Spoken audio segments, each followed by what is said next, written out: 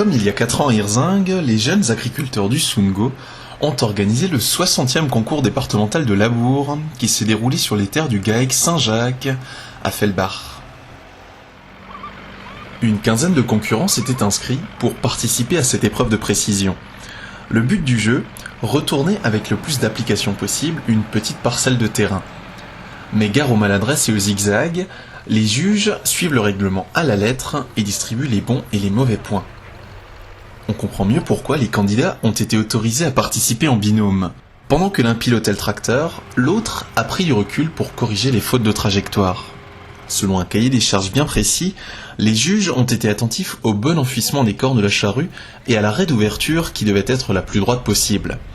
Mais pour les novices, difficile voire impossible de distinguer le bon du mauvais labour. Alors pour tenter d'en savoir plus sur cette discipline, il faut bien le dire, un peu particulière, mieux vaut s'adresser à un spécialiste. À quoi on reconnaît un bon labour justement?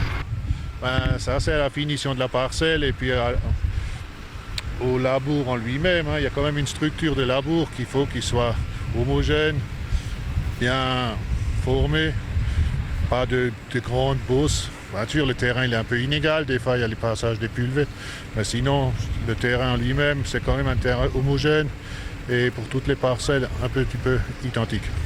C'est finalement une petite parcelle qu'ils ont à labourer là.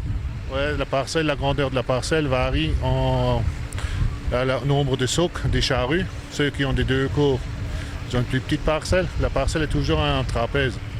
Un côté elle est moins large pour faire des triangles à l'intérieur. Il faut faire un peu compliqué. Et puis c'est quand même un schéma national. Il laboure dans toute la France. Au niveau national, c'est pareil ici comme ailleurs. C'est presque un travail avec une précision d'orfèvre finalement ce qu'on demande.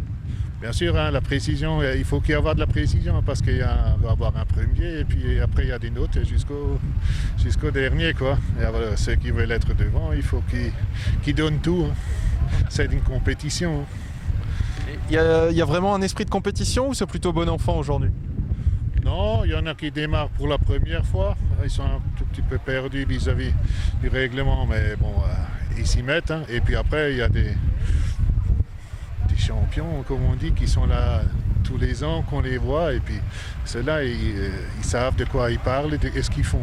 Et justement, ce concours départemental est qualificatif pour une prochaine manche alors? Ça, c'est pour la régionale, oui. Ça, c'est le concours départemental. Ici, on est à Felbach aujourd'hui, et c'est le premier de cette catégorie. Il ira en régional. En prime, cette véritable fête de l'agriculture, qui aura rassemblé tous les acteurs de la profession et attiré plusieurs centaines de spectateurs, aura sûrement contribué à faire naître quelques vocations.